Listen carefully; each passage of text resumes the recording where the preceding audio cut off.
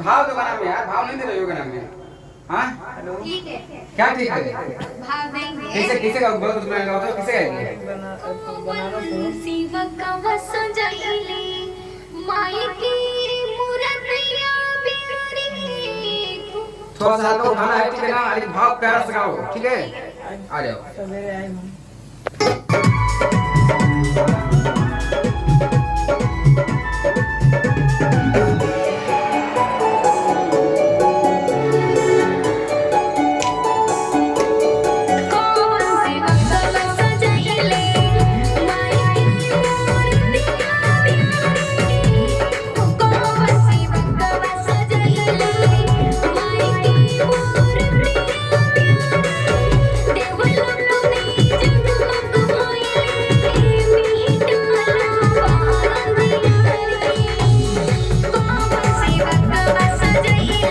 बहुत अच्छा, ठीक है। बहुत अच्छा।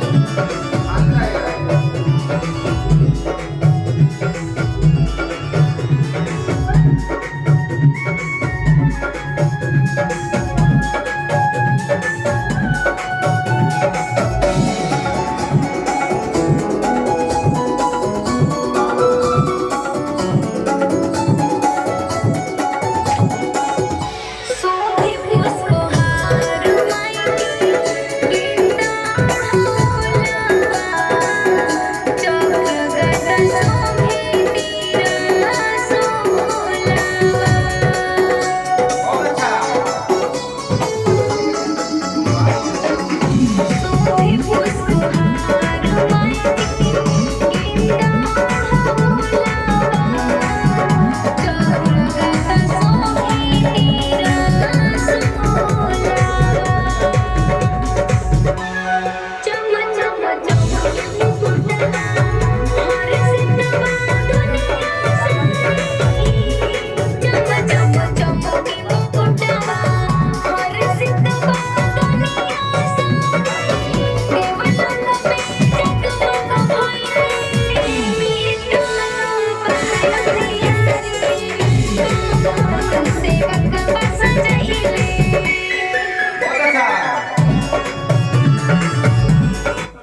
लास्ट चल रहा है कैसे?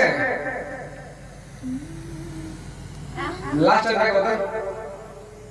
काजल पोर दीप माई की। नहीं और आगे और आगे और आगे क्या है? अरे कहाँ चल पर दीप माई के, देखले जब से चेहरा। देख ले जब से चेहरा। और आगे बाबी कोइले जब से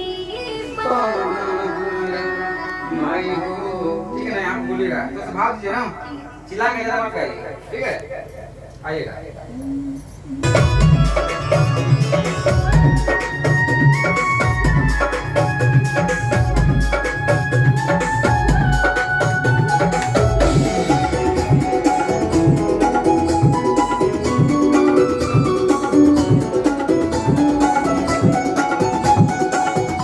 काजल पोर दीप माई की।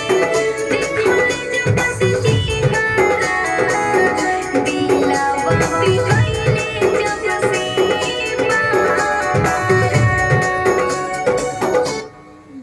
दिलवा पता नहीं, ठीक है ना? बोलिए। दिला बाबी कोइले जब से बाहर। फिर एक बार बोलिए तो भाव में।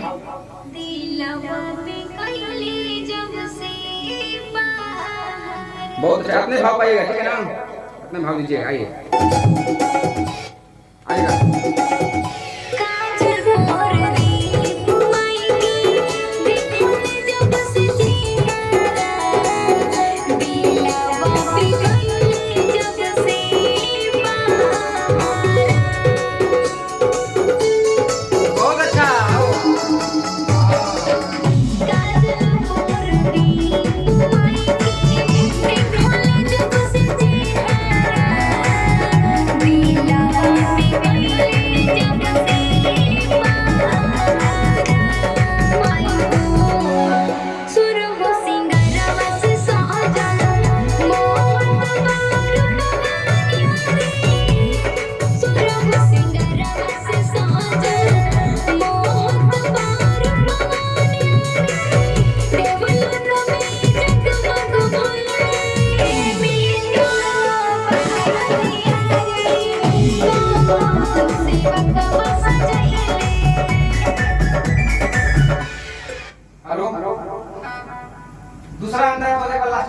लेना, ठीक है ना? तीसरा सही है। जो पहला अंतरा है ना, इसको थोड़ा सा एक बार आ दिया अच्छा से, ठीक है? कैसे है बोलिएगा? पहला वाला है।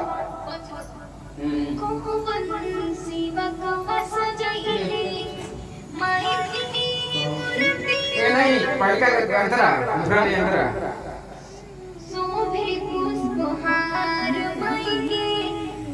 अरे शोभे पुष्पहार माई के गेंदार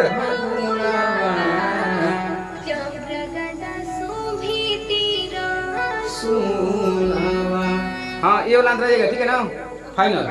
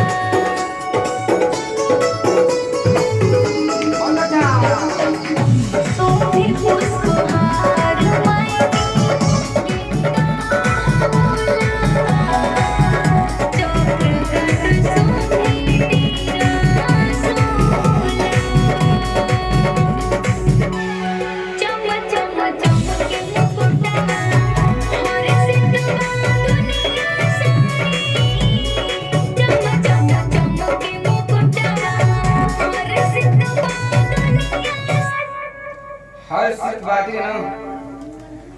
अरे न आइएगा थोड़ा सा एक बार। क्या नीचे?